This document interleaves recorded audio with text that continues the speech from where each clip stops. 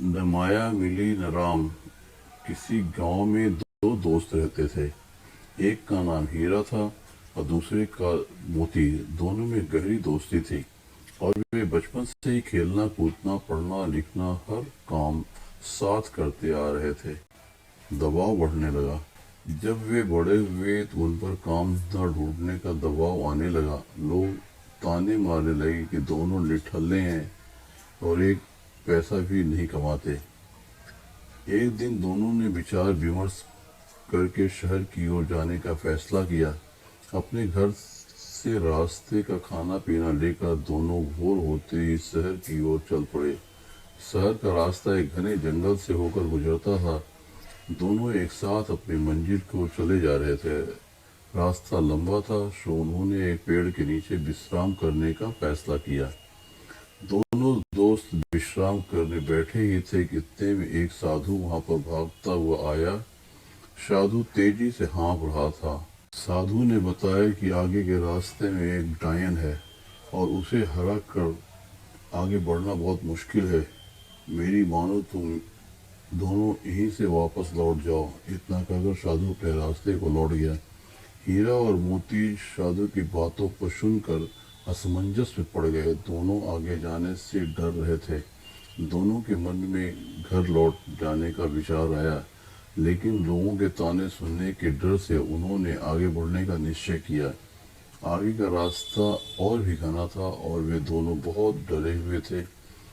कुछ दूर और चलने के बाद उन्हें एक बड़ा सा थैला पड़ा हुआ दिखाई दिया। दोनों दोस्त डरते हुए उस थैले के पास पहुंचे। उसके अंदर उन्हें कुछ चमकता हुआ नजर आया। खोल कर देखा तो उसकी खुशी का कोई ठिकाना ही न था। न रहा। उस थैले में बहुत सारे सोने के सिक्के थे। सिक्के इतने अधिक थे कि दोनों की जिंदगी आसानी से पूरे ऐश व आराम से कट सकती थी। दोनों खुशी से थे। दोनों खुशी से झूम रहे थे और झूम रहे थे। उन्हें अपने आगे बढ़ने की फैसले पर गर्व हो रहा था। साथ ही वो साधु का मजाक उड़ा रहे थे। वह कितना मूर्ख था जो आगे जाने से डर गया। अब दोनों दोस्तों ने आपस में धन बांटने और साथ ही भोजन करने का निश्चय किया।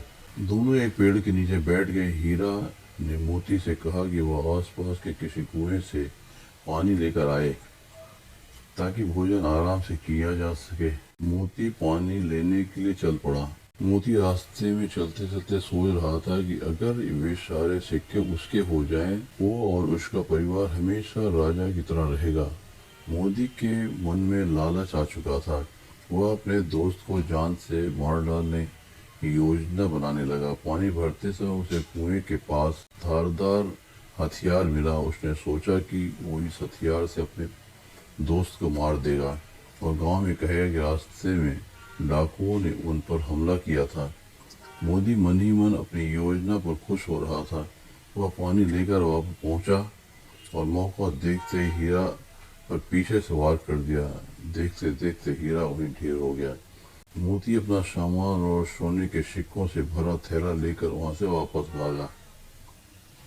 कुछ घंटे चलने के बाद वह एक जगह रुका। दोपहर हो चुकी थी और उससे बड़ी जोर की भूख लग आई थी। उसने अपनी पोटली खोली और बड़े चाव से खाना खाने लगा। लेकिन ये क्या, थोड़ा खाना खाते ही मोती के मुंह से खून आने लगा और वह तड़पने लगा। उसे एहसास हो गया था। वह पानी लेने गया था तभी हीरा उसके खाने में कोई जहरीली जंगली बूटी मिला दी थी। वह कुछ ही देर में उसकी भी तड़प तड़प कर मृत्यु हो गई। अब दोनों दोस्त मृत पड़े थे और वो थैला यानी माया और रूपी डायन जस का तस पड़ा हुआ था। उस साधु ने एकदम ठीक कहा था, आगे डायन है। वो सिक्कों से भरा थैला उन दोनों दोस्तों के डायन ही साबित हुई। न वो डायन रूपी थैला वहाँ होता, न उसके मन में लालच आता और न वे एक दूसरे की जान लेते।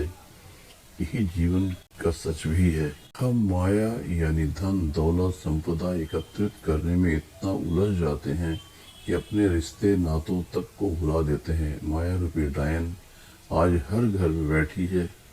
इसी माया के चक्कर में मानव दानव बन बैठा है। हमें इस प्रेरक कहानी से सीख लेनी चाहिए कि हमें कभी भी पैसों की जरूरत से अधिक महत्व नहीं देना चाहिए और अपनी दोस्ती अपने रिश्तों के बीच में इसको कभी नहीं लाना चाहिए।